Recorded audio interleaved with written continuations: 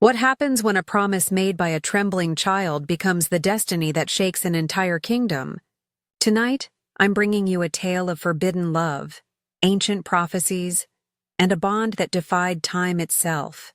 This is the story of Lyra, an Omega who dared to claim an Alpha King's heart, and Kael Draven, the most feared ruler in werewolf history, who discovered that sometimes the most powerful magic comes from keeping your word. If you love stories of destined mates, powerful alphas, and omegas who refuse to bow down, make sure to subscribe to the channel and hit that notification bell, because this 4-part saga will leave you breathless. The scent of smoke and death still clung to the morning air when Alpha King Kael Draven arrived at what remained of the Moonrise Pack territory. His massive black wolf had carried him through the night, following reports of the massacre that had wiped out one of the oldest packs in the Northern Territories. Kael shifted back to his human form, his 6'4" frame casting a long shadow over the burned remains of what had once been a thriving pack house. His steel-gray eyes, cold as winter storms, surveyed the devastation with the detached efficiency of a man who had seen too much death in his 30 years of life. The Moonrise Pack had been allies, distant ones, but allies nonetheless. Their alpha had been a good man, honorable in the old ways. Kael remembered meeting him once at a territorial summit, a graying wolf with kind eyes and a firm handshake who spoke of his pack like they were his children. Now he was nothing but ash and memory. "Your Majesty," came the voice of his beta, Marcus, who had shifted moments after him. The younger man's face was grim as he surveyed the destruction. The attack was systematic, professional. This wasn't rogues. This was planned. Kael nodded grimly. In the 5 years since he'd claimed the throne by killing his own father in single combat, he'd made enemies. Powerful ones, the kind who struck at allies to send messages written in blood. His father had been a tyrant, but at least his enemies had been obvious. Kael's were shadows and whispers, striking from the darkness. "Any survivors?" Kael asked, though he already knew the answer. The scent of death was too complete, too final. "None that we've found," Marcus replied. "Whoever did this was thorough. They wanted to send a message." That's when he heard it. A soft whimper, barely audible above the wind rustling through the destroyed buildings. His head snapped toward the sound, every instinct suddenly alert. There, in the rubble of what had been the pack's nursery, something moved. A piece of debris shifted, and Kael caught a scent that made his wolf stir with protective instincts he'd thought long dead. Sweet. Innocent. Omega. But more than that, there was something else in the scent. Something that called to him on a level deeper than instinct. His wolf, usually dormant except in battle, pressed against his consciousness with an urgency he'd never felt before. Kael approached carefully, his enhanced senses picking up the rapid heartbeat of someone small and terrified. He moved aside a fallen beam, his supernatural strength making the heavy wood seem weightless, and found her. She couldn't have been more than 10 years old, her small body curled into a ball beneath what had once been a child's bed. She was covered in dust and dried tears, her clothes torn and dirty. Her hair was a cascade of dark auburn, matted with debris, and when she looked up at him with eyes the color of forest moss, Kael felt something crack in the ice around his heart. "Please," she whispered, her voice hoarse from crying and smoke inhalation. "Don't hurt me." For a moment, the Alpha King, the man they called the Blood Crown, the lone wolf who had conquered 3 territories and never shown mercy to his enemies, simply stared at this tiny, trembling creature. She should have been terrified of him. Most adults were. But there was something in her gaze, a strength that hadn't been broken despite the horror she'd witnessed.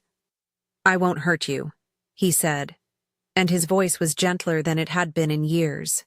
The words came out rougher than he intended, unused to kindness. "What's your name, little one?" "Lyra," she managed, trying to sit up despite her obvious exhaustion. "Lyra Moonrise. My parents—" "I know." Kael knelt beside her, and without thinking reached out to brush the dirt from her cheek. Her skin was soft and warm, so fragile he was afraid he might break her with his touch. "You're safe now."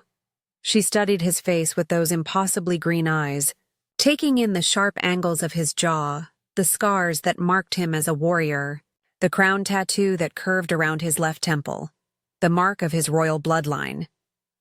Most children would have run screaming from the sight of him. He was not a gentleman, had never learned to be. "You're the Alpha King," she said. "Not a question, but a statement of wonder." "I am. The one they say has no mate. No pack family. The Lonely King." Kale's jaw tightened. Even children knew his reputation. The stories they told about him in the outer territories, some true, some exaggerated, all painting him as a monster who ruled through fear alone. Yes. Lyra was quiet for a long moment, her small hand reaching up to touch a particularly vicious scar that ran along his collarbone, a memento from the night he'd killed his father. Her touch was feather-light, but it sent shockwaves through his system. "You're not as scary as they say," she said solemnly. "You have sad eyes." The observation hit him like a physical blow. When was the last time someone had looked at him and seen sadness instead of fear? When was the last time anyone had looked at him and seen anything human at all? "You saved me," she continued, her voice carrying a weight that seemed impossible for someone so young. "So I'll save you too." "Save me?" Despite everything, Kale almost smiled. "From what, little wolf?" "From being lonely." Her voice was serious, carrying a certainty that made his wolf sit up and take notice. "I'll marry you when I'm old enough.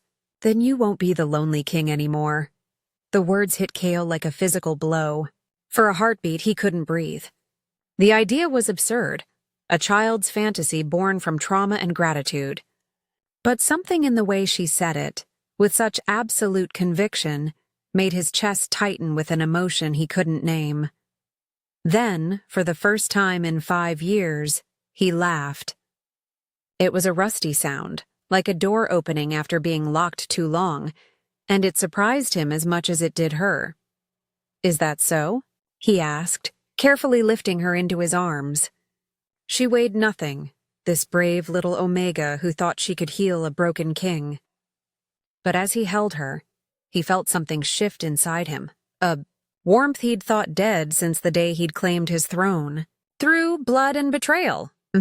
She nestled against his chest with the trust only children possessed, her small arms wrapping around his neck. "But I have to grow strong first.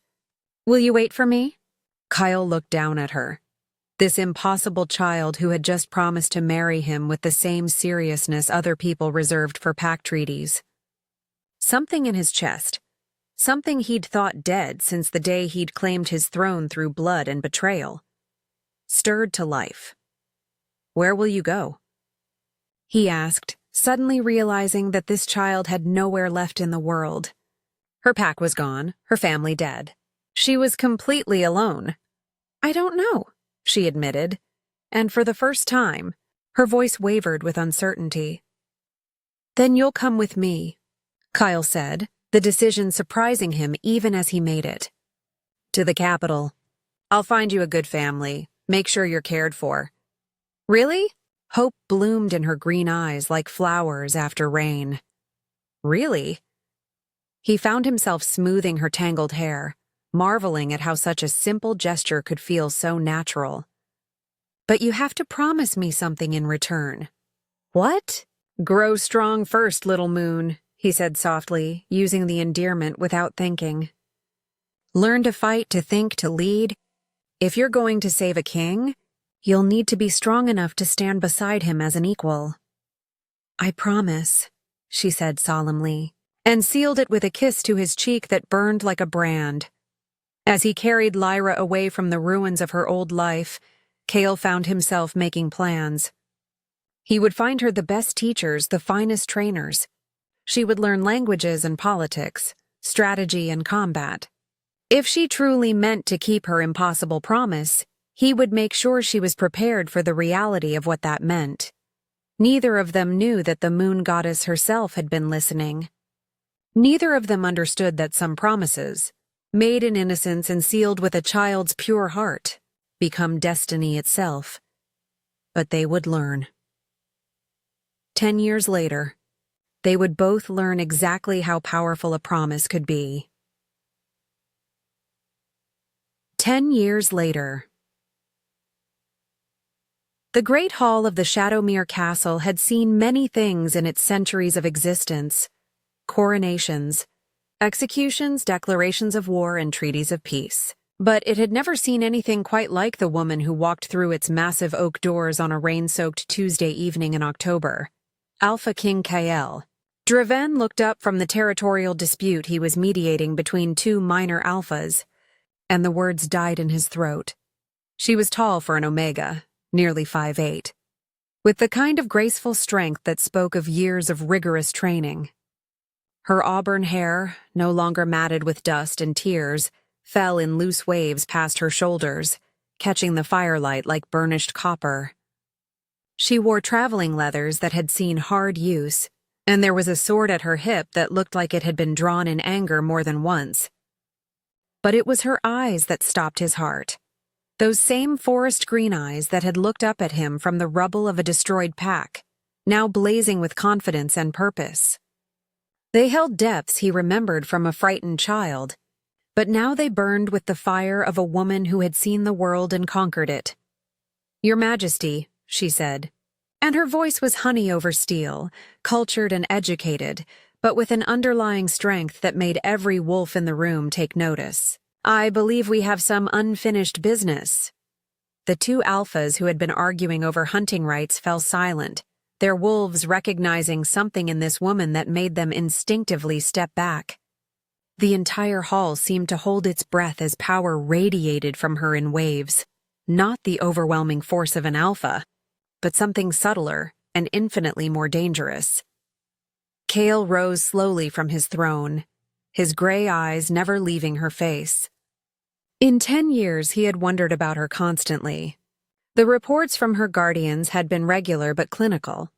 Excellent marks in combat training, fluent in 6 languages, top of her class in political theory and military strategy. But they had never captured the essence of who she was becoming. Now, seeing her standing before him like a queen in her own right, he realized that no report could have prepared him for this moment. "Lyra Moonrise," he said, and her name on his lips was both a question and a prayer. "Lyra Draven, if you'll have me," she corrected with a smile that was pure challenge. "I told you I'd marry you when I was old enough." "Well, Your Majesty, I'm 20 now. Old enough to keep my promises." A murmur ran through the assembled court like wildfire. The Alpha King's mysterious past, his refusal to take a mate, his reputation as the lone wolf. It was all legendary. Countless alphas had offered their daughters, their sisters, their most beautiful pack members. All had been politely but firmly refused. And now this Omega, this stunning creature who carried herself like a queen, was claiming him in front of everyone. "You were 10 years old," Kael said carefully, descending the steps of his throne. Each step brought him closer to her intoxicating scent. Moonflowers and rain, wild honey and something indefinably her that made his wolf pace restlessly. "Children say many things. I wasn't just any child." Lyra's chin lifted, and Kael caught the full force of her presence. She had been trained by the best. He could see it in the way she held herself, the confidence in her stance, the calculated way she had positioned herself to command the attention of the entire room. "I was the child you saved. The one you called Little Moon. The one you promised to wait for." "I said we'd see about saving lonely kings," Kael corrected, but his voice was rough. She was beautiful. More beautiful than he'd ever imagined that frightened little girl could become. But more than that, she was magnificent. Strong and fierce and absolutely fearless. "And have you been saved, Your Majesty?" she asked, stepping closer. The crowd seemed to fade away as she moved, until it felt like they were the only two people in the world. "In 10 years, have you found what you were looking for?" The honest answer was no. In 10 years, Kale had conquered more territory, accumulated more power, eliminated more enemies. His kingdom was stronger than it had ever been, his rule unquestioned. But the loneliness that had driven him to become the lone wolf had only grown deeper, more profound. He'd tried to forget the promise of a child, tried to convince himself it had been nothing more than the fantasy of a traumatized little girl. But he'd never taken a mate. Never even tried. Every time someone suggested it, every time political necessity demanded he consider it, he found himself thinking of green eyes and a small hand touching his face. "Tell me about your training," he said, instead of answering her question. "What did you learn in the academies?" Lyra's smile was sharp as a blade. "I learned to fight with sword and claw. I learned to speak the languages of our enemies and our allies. I learned the art of war and the science of peace. I learned to lead armies and negotiate treaties." She paused, her eyes never leaving his. "But most importantly, I learned that a true queen doesn't wait to be chosen. She chooses." "The court is dismissed," Kale said suddenly, his alpha command rolling through the hall like thunder. "Everyone out. Now." The assembled wolves scattered like leaves before a storm, including the two alphas who had been arguing. In moments, the great hall was empty except for Kale, Lyra, and the crackling fire in the massive hearth. "You can't just walk in here and claim me," Kyle said when they were alone. "You don't know what you're asking for, don't I?" Lyra moved closer, and Kale caught the full force of her scent. His wolf, dormant for so long, stirred with interest and something deeper. Recognition. "I know you're called the Blood Crown because you killed your own father to claim the throne. I know you've never lost a battle, never shown mercy to an enemy, never let anyone close enough to matter. Then you know why this is impossible. I know why you think it's impossible." She was close enough now that he could see the gold flecks in her green eyes, could feel the warmth radiating from her skin. "But I also know something you've forgotten." "What's that?" "You laughed when I promised to marry you. For the first time in years, you laughed. And in that moment, you weren't the Blood Crown or the lone wolf. You were just Kale, a man who needed someone to choose him not for his power or his throne, but because he was worth saving." The words hit him like a physical blow. "Lyra, I've spent 10 years preparing for this moment," she continued, her voice soft but implacable. 10 years training, learning, growing strong like you told me to. I can fight beside you in battle. I can stand with you in the council chamber. I can match you in wit and will. But more than that, I can love you. The real you. The man who saved a frightened little girl and carried her to safety. "You don't understand what being my mate would mean," Kale said desperately. "The enemies I have, the dangers you'd face every day, the target you'd become just by standing beside me. Try me. There are packs that would kill you just to hurt me, alphas who would see you as a weakness to exploit. You'd never be safe, never be free to live a normal life." "I don't want a normal life," Lyra said fiercely. "I want the life I was meant for. The one I've been preparing for since I was 10 years old." Before he could respond, the great doors burst open. Marcus, his beta, rushed in with a face like thunder and 3 other wolves at his heels, members of Kale's inner circle, all looking grim. "Your Majesty, we have a problem," Marcus said, his eyes flicking to Lyra with barely concealed concern. "The Blood Moon Alliance has declared war. They're claiming you've been harboring an Omega who belongs to them by right of conquest." Kale's blood turned to ice. He looked at Lyra, who had gone very still, her hand instinctively moving to the sword at her hip.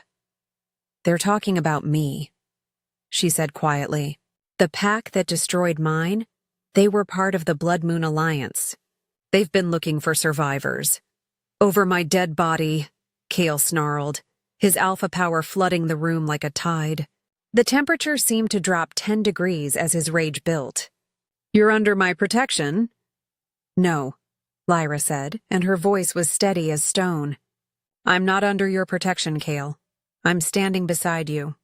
"There's a difference." She turned to Marcus, and when she spoke, there was steel in her voice that made the beta's wolf sit up and take notice.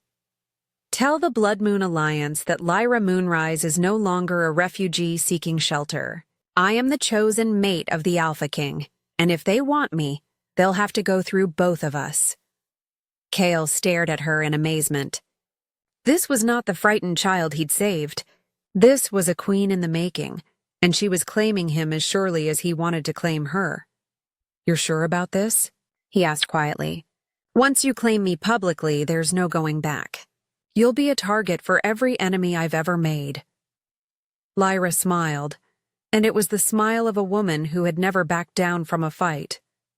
"I told you I'd save you from being lonely, didn't I?" "Well, Your Majesty, lonely kings don't have queens standing beside them in battle. But mated kings? They have everything." As if summoned by her words, a howl echoed across the castle grounds. The war cry of the Blood Moon Alliance, come to collect what they thought was theirs. Kyle looked at this incredible woman who had just turned his world upside down. And for the second time in 10 years, he smiled. "Then let's give them a war they'll never forget. My queen." The War Council convened at dawn, and Lyra took her place at Kale's right hand as if she'd been born to it. The assembled alphas, leaders of the packs that had sworn allegiance to the Shadow Crown, studied her with a mixture of curiosity, skepticism, and barely concealed hunger. The great table was carved from a single piece of ancient oak, its surface marked with the scars of countless meetings where the fate of the kingdom had been decided. Maps covered every inch, marked with troop movements and territorial boundaries. The air was thick with tension and the competing sense of powerful wolves all trying to establish dominance. "The Blood Moon Alliance has 50,000 wolves," reported Alpha Thorn of the Northern Reaches, his scarred face grim as he pointed to positions on the map. "They've been planning this for months. The attack on the Moonrise pack was just the beginning. They've been systematically eliminating smaller packs and absorbing their territories. They want to destabilize the kingdom," added Alpha Vera of the Eastern Territories, her silver hair gleaming in the morning light. "Take out our allies one by one, then move on the capital when we're weakened and isolated." Alpha Garrett of the Southern Marshlands leaned forward, his massive frame making the chair creak. "Their strategy is sound. They've been building alliances with the rogue packs, promising them territory and hunting rights in exchange for their support." Kale's fingers drummed against the dark wood of the council table, a habit Lyra remembered from their brief interactions over the years. "And they think claiming Lyra will legitimize their cause. The last surviving member of an ancient bloodline, forced into their alliance. There's something you all need to know," Lyra said, speaking for the first time since the council began. Every eye turned to her, and she felt the weight of their attention like a physical thing. These were some of the most powerful alphas in the known world, and they were looking to her for answers. She reached into her jacket and withdrew something wrapped in black silk. As she unwrapped it, the air in the room seemed to thicken with power. The Moonrise pack wasn't just any pack. We were the keepers. The silence that followed was deafening. "Impossible," breathed Alpha Thorn, his scarred face going pale. "The keepers were wiped out centuries ago." "No," Lyra said quietly, holding up the object she'd unwrapped. "We went into hiding. For 300 years, my family guarded the secret of the moon's heart. It was a pendant, ancient silver wrapped around a stone that seemed to hold moonlight itself. The moment it appeared, power flooded the room like a tide, making every wolf present feel the call of their most primal instincts.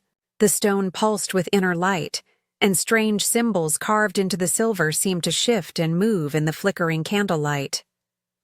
"The moon goddess's own heart," she said, holding the pendant up so the light caught it.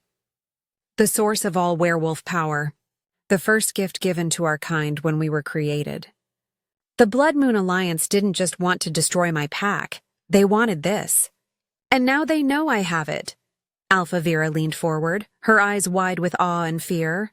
"The legends say that whoever controls the moon's heart can command any werewolf, that it grants power beyond imagination. The legends are wrong, Lyra said firmly. The moon's heart doesn't grant power, it reveals it. It doesn't command, it chooses. And it can't be taken by force, only given freely. Why didn't you tell me? Kale's voice was carefully controlled, but she could hear the edge in it. 10 years of trust, and she had kept this from him. Because I needed to know if you wanted me for myself, or for what I could give you. Lyra met his eyes steadily, unflinching in the face of his barely controlled anger. The moon's heart chooses its keeper based on the purity of their intentions. It would have rejected me if I had used it to buy your affection. And now? Kale asked, his voice dangerously quiet. Now I choose to give it to you. Not as my king, but as my mate.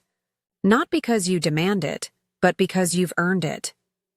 She stood and walked around the table to where he sat, the pendant glowing brighter with each step. The moon's heart has been waiting 300 years for this moment. For the right alpha and the right omega to unite the bloodlines.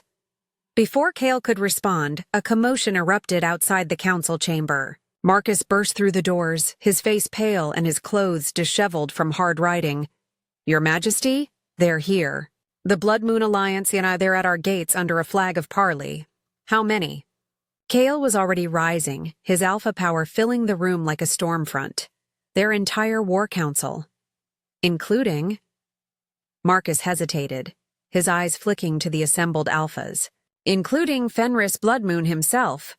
The name sent a chill through the assembled alphas.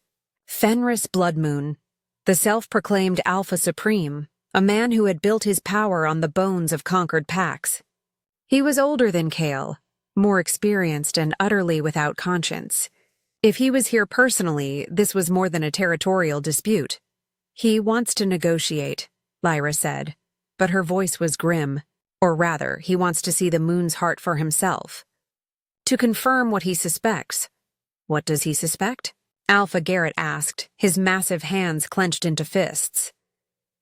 That the old prophecies are true, Lyra replied, her fingers tightening around the pendant.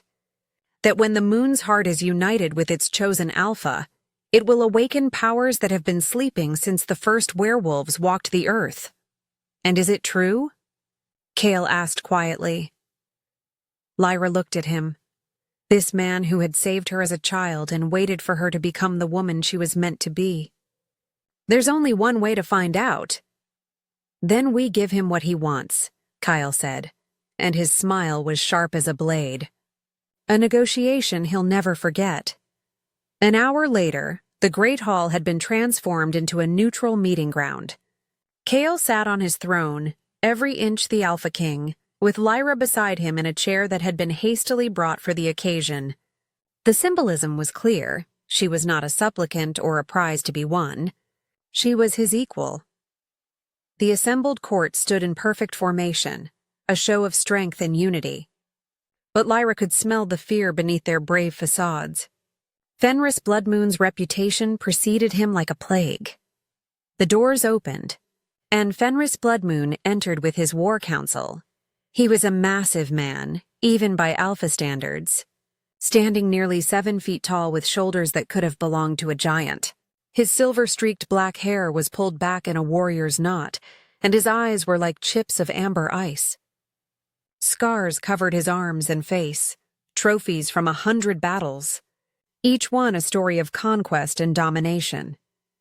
His presence filled the room like a toxic cloud, and several of the younger wolves in Kale's court instinctively stepped back. This was a predator in the truest sense, a creature that had never known defeat. Kale Draven, Fenris said, his voice a rumble of barely contained violence. Still playing king, I see. Fenris. Kale's tone was conversational, but Lyra could feel the tension coiling in him like a spring. Still murdering children to build your empire? I prefer to think of it as natural selection. Fenris's gaze shifted to Lyra, and she felt his power press against her like a physical weight. It was overwhelming, suffocating, designed to make her submit through sheer force of will.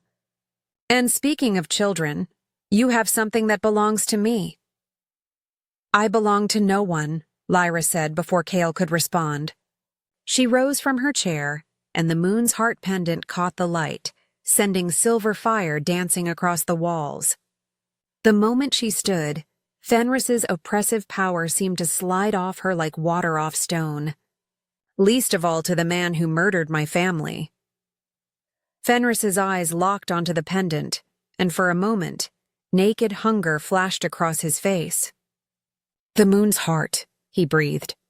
I knew the Moonrise pack was hiding something, but this is why you killed them, Lyra continued, her voice steady despite the rage burning in her chest. Not for territory or resources. For this. The moon's heart belongs with the strongest, Fenris snarled, taking a step forward. His wolf was rising to the surface, and the temperature in the room seemed to drop. Not hidden away by a pack of cowards who were too weak to use its power. Then come and take it, Lyra challenged, and the pendant flared with silver light. If you're strong enough. The temperature in the room seemed to drop 10 degrees. Fenris took another step forward, his wolf rising to the surface, and Kale was on his feet in an instant. You want her? Kale's voice was death itself, his alpha power crashing against Fenris's like two storm fronts colliding. You go through me first. Gladly. Fenris smiled, showing teeth that were already beginning to elongate. I've been looking forward to this for years, Boy King. Your father was a worthy opponent. Let's see if the son inherited anything besides his throne. Wait! Lyra's voice cut through the rising tension like a blade. There's a better way.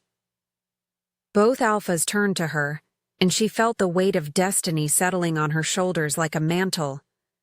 The old laws, she said. Trial by combat. Winner takes all. The moon's heart, the kingdom, everything. Lyra, no, Kale started, but she held up a hand. Not you, she said, and her smile was sharp as winter. Me, the silence that followed was absolute. You? Fenris laughed, a sound like breaking glass. A little Omega thinks she can challenge me? This little Omega carries the moon's heart, Lyra replied calmly.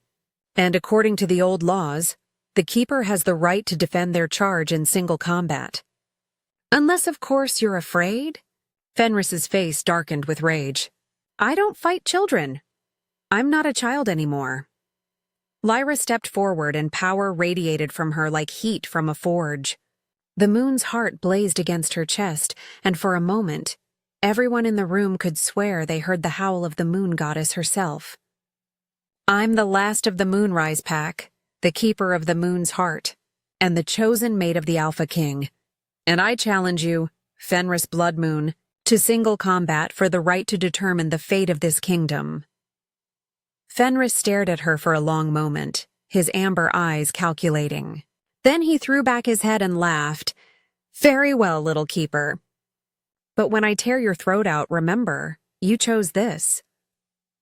Yes, Lyra said quietly, her hand finding Kale's. I did. As the terms of the combat were set, and the great hall emptied to prepare for the battle that would determine the fate of the kingdom, Kale pulled Lyra aside. You can't do this, he said urgently, his hands gripping her shoulders. He's twice your size, 3 times your age, and he's killed more wolves than I can count. I know. Lyra reached up and touched his face, the same gesture she'd made as a child. But I also know something he doesn't. What's that? The moon's heart doesn't just choose its keeper, she said softly. It chooses its champion, and it's been waiting 20 years for this moment. Outside, the moon was rising, full and silver and bright. And in its light, Lyra Moonrise prepared to keep the most important promise of her life. Not just to marry her king, but to save him and his kingdom from the darkness that threatened to consume them all. The ancient fighting circle had been carved into the stone courtyard of Shadowmere Castle 3 centuries ago, its boundaries marked with silver inlay that gleamed in the moonlight. The circle was 30 feet across, large enough for a proper battle but small enough that there would be no escape, no room for cowardice. Tonight, it would serve as the arena where the fate of the kingdom would be decided. Lyra stood at the edge of the circle, her auburn hair braided back for battle in the traditional style of her pack, woven with silver threads that caught the moonlight. She wore the traditional fighting leathers of the Moonrise pack, black as midnight, supple as silk, and reinforced with silver studs that would conduct the power of the moon's heart. Around the courtyard, hundreds of wolves had gathered, members of both the Shadow Crown's alliance and the Blood Moon Coalition, all drawn by the ancient magic of trial by combat. The air was thick with tension and the competing scents of so many powerful wolves. Torches burned in iron sconces around the courtyard, casting dancing shadows on the stone walls. But it was the moon itself that provided the most light, full and silver and impossibly bright, as if the moon goddess herself was leaning down to watch the battle that would determine the fate of her children. Across from her, Fenris Bloodmoon rolled his massive shoulders, already beginning his shift. His bones cracked and elongated with sounds like breaking branches, his muscles bulging as his wolf form began to emerge. He was choosing to fight in his hybrid form, the most dangerous shape a werewolf could take, combining human intelligence with wolf strength and speed. Last chance to surrender. "Little Keeper," he growled, his voice distorting as his vocal cords changed. His face was elongating, his teeth becoming fangs, his hands becoming claws. "I might let you live as my pet." Lyra didn't respond immediately. Instead, she closed her eyes and reached for the power that had been sleeping in her bloodline for generations. The moon's heart grew warm against her skin, and she felt the presence of every Moonrise pack keeper who had come before her. A line of powerful women stretching back to the very beginning of werewolf history. "We are with you," whispered the voice of her grandmother, dead these 10 years. "Show them what it means to be chosen by the moon. You carry our strength," added her great-grandmother's voice, and then another, and another, until Lyra's mind was filled with the voices of her ancestors. "The moon's heart has been waiting for this moment," they said in unison. "For the right battle, the right cause, the right champion. You are all of these things, daughter of our line." When Lyra opened her eyes, they were glowing with silver fire. "I don't surrender," she said calmly, her voice carrying across the courtyard with supernatural clarity. "I am Lyra Moonrise, last daughter of the Keeper line, and I fight for love, for justice, and for the future of all werewolf kind." "Begin," called the ancient voice of Elder Thorn, the oldest alpha present, and the only one both sides trusted to oversee the combat. Fenris lunged forward with inhuman speed, his claws extended to tear out her throat. But Lyra was no longer there. She moved like liquid moonlight, spinning away from his attack with a grace that seemed to defy physics, and landed in a crouch on the opposite side of the circle. "Too slow," she said calmly. And Fenris snarled in rage. He attacked again, this time feinting left before striking right. His claws raked across her shoulder, drawing first blood, and the crowd roared. But instead of crying out in pain, Lyra smiled. "Thank you," she said, and touched the blood on her shoulder. "I needed that." The blood began to glow with the same silver light as her eyes, and suddenly the air around her shimmered. Ancient words in the old tongue spilled from her lips, words that hadn't been spoken in 300 years, words that predated the written language of werewolves. Moonheart awakens, silver fire burns, the keeper calls and the goddess answers. The moon's heart pendant exploded with light, and Lyra's transformation began. But this wasn't the shift of an ordinary werewolf. This was something older, more primal, more connected to the very source of werewolf power. Her bones didn't break and reform, they sang with power, resonating like tuning forks struck by divine hands. Her muscles didn't tear and rebuild, they flowed like water into new shapes, guided by magic older than memory. Silver light poured from her skin like liquid starlight, and when it faded, The creature standing in the circle was unlike anything the assembled wolves had ever seen. She was still recognizably Lyra, but transformed beyond the normal limits of werewolf shifting. Her wolf form was massive, nearly as large as Fenris despite her smaller human frame, with fur that seemed to be woven from moonbeams themselves. Each strand caught and reflected light, creating an aura of silver fire around her entire body. Her eyes blazed with the light of stars, and power radiated from her like heat from the sun. Impossible, Fenris breathed, taking a step back for the first time in his life. The moon wolves died out centuries ago. No, Lyra said, and her voice carried the weight of ancient magic, the authority of the moon goddess herself. We just went to sleep, but now we're awake. She moved like lightning, covering the distance between them in a heartbeat. Her claws, glowing with silver fire, raked across Fenris's chest, and where they touched, his flesh burned. He howled in pain and rage, striking back with all his considerable strength. The battle that followed was like nothing the witnesses had ever seen. Fenris was a master fighter, with centuries of experience and the raw power of his bloodline.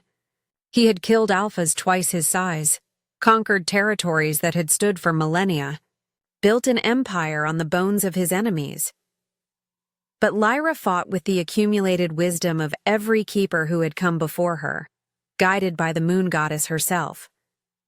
She moved with impossible grace, striking like lightning and flowing away from his counterattacks like water. Her silver fire burned him wherever it touched, while his claws left deep gouges in her moonlight fur that healed almost instantly. They crashed together in the center of the circle, claws and fangs seeking vital points. Fenris's superior size and strength drove Lyra back, but she used his momentum against him, spinning away and striking at his flanks. The sound of their battle echoed off the castle walls. Snarls and roars, the clash of claw against claw, the wet sound of flesh being torn. You cannot win, Fenris snarled as they circled each other, both bleeding now. His hybrid form was magnificent and terrible, a creature of pure predatory power. I am the Alpha Supreme. I have conquered a dozen kingdoms. I have never known defeat. And I am the last daughter of the moon, Lyra replied calmly, silver fire dancing around her like a living thing. I carry the light that your darkness cannot touch. She feinted left, then dove right, her jaws closing around his throat. But Fenris was ready for her, and his massive paw caught her in the ribs with a sound like breaking thunder. The blow sent her flying across the circle, and she hit the stone wall with a sickening crack that echoed through the courtyard. The crowd held its breath as Fenris stalked toward her, victory gleaming in his amber eyes. Blood ran from a dozen wounds, but he was still standing, still fighting, still the apex predator he had always been. It's over, little moon, he growled, his voice thick with satisfaction. You fought well, but you're just a child playing with powers beyond your understanding. It's not over, Lyra whispered, struggling to her feet. Blood ran from a dozen wounds, and she could feel at least 3 broken ribs grinding against each other. But her eyes still blazed with silver fire, and the moon's heart pendant pulsed against her chest like a second heartbeat. It's not over until the moon sets.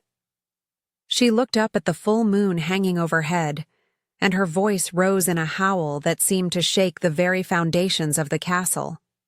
It was answered, not by the wolves in the courtyard, but by something far older and more powerful. The moon itself seemed to pulse with light, and suddenly Lyra was no longer alone in the circle. They appeared like ghosts made of moonlight, the spirits of every Moonrise pack-keeper who had ever lived. Her grandmother, her great-grandmother, going back through the generations to the very first keeper who had been blessed by the moon goddess herself. Dozens of women, all bearing the same green eyes, all carrying the same silver fire. We stand with our daughter, they said in unison, their voices like the whisper of wind through silver leaves. We lend her our strength, our wisdom, our power. The moon's heart pendant blazed like a star, and power flooded through Lyra like a river of liquid light. Her wounds healed instantly, her strength returned tenfold, and when she looked at Fenris, he saw his own death reflected in her silver eyes. "This is impossible," he snarled, but for the first time in his long life there was fear in his voice. "This is justice," Lyra replied, and her voice carried the authority of the moon goddess herself. "For my family, for my pack, for every innocent life you've taken in your quest for power."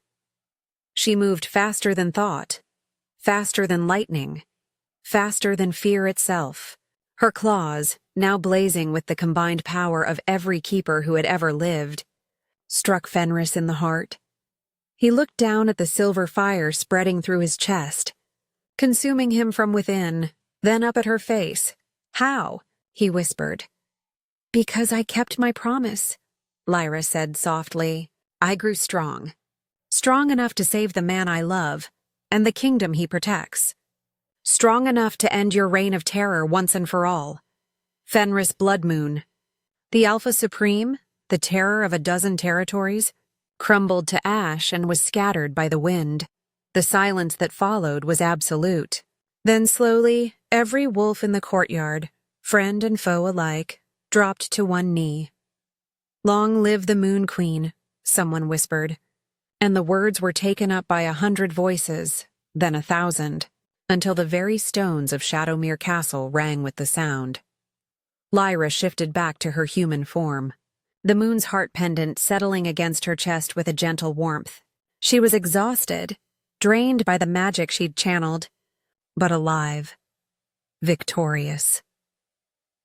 And for the first time in 10 years, truly free. Kale was at her side in an instant, catching her as her knees buckled. "You did it," he said, wonder in his voice. "You actually did it." "I told you I would," she said, smiling up at him. "I promised to save you from being lonely, remember? And I promised to wait for you to grow strong." Kale's hand cupped her face, his thumb brushing away a tear she didn't realize had fallen. "I think you're strong enough now." "Strong enough for what?" "Strong enough to marry a king," he said, and dropped to one knee right there in the circle where she'd just saved his kingdom. "Lyra Moonrise, last daughter of the moon, keeper of the heart, savior of the realm, will you marry me?" The crowd held its breath as Lyra looked down at this man who had saved a frightened child and waited 10 years for her to become the woman she was meant to be. "I thought you'd never ask," she said, and pulled him up for a kiss that tasted like moonlight and promises kept. 6 months later, their wedding was held under the full moon, with representatives from every pack in the known world in attendance. The ceremony was conducted in the old way, with ancient vows and silver fire, and when they were pronounced mates for life, the moon goddess herself blessed their union with a shower of silver light. And if sometimes, in the years that followed, the people of the kingdom spoke of their queen's silver eyes and the way moonlight seemed to follow in her wake, well, that was just the magic of a promise kept, and a love that had been written in the stars themselves. The lonely king was lonely no more, and the moon's heart had found its true home at last. 5 years later, Lyra stood on the balcony of the royal chambers, watching the sun set over the kingdom that was now hers as much as Kale's. In her arms, their daughter slept peacefully, a perfect blend of her parents, with Kale's dark hair and Lyra's green eyes that already showed hints of silver fire. The kingdom had prospered under their joint rule. The Blood Moon Alliance had crumbled without Fenris's iron fist to hold it together, and the surviving packs had either sworn allegiance to the Shadow Crown or retreated to the far territories. Peace reigned for the first time in generations. "She's going to be powerful," Kale said, joining them on the balcony. "I can already sense it." "She's going to be loved," Lyra corrected, pressing a kiss to their daughter's forehead. "That's more important than power." "Both," Kale said firmly, wrapping his arms around his family. "She'll be both." As the first stars appeared in the darkening sky, their daughter opened her eyes and looked up at the moon. For just a moment, her infant gaze seemed to hold ancient wisdom, and the moon's heart pendant around Lyra's neck pulsed with gentle light. "Welcome to the world, little moon," Lyra whispered. "Your story is just beginning." And in the distance, carried on the evening wind, came the sound of wolves howling, not in challenge or threat, but in celebration of the pack that had found its heart at last. Thank you for joining me on this incredible journey through the world of Alpha King Kyle and his Moon Queen Lyra. If you loved this epic tale of destined mates, ancient magic, and promises that transcend time itself, make sure to like this video, subscribe to the channel for more amazing paranormal romance stories, and hit that notification bell so you never miss an upload. What did you think of Lyra's transformation? Were you surprised by the power of the moon's heart? Let me know in the comments below. I love hearing your thoughts on these stories. And if you want more werewolf romance, more Alpha Kings, and more Omega Queens who refuse to bow down, check out the playlist linked in the description. Until next time, keep believing in the magic of true love.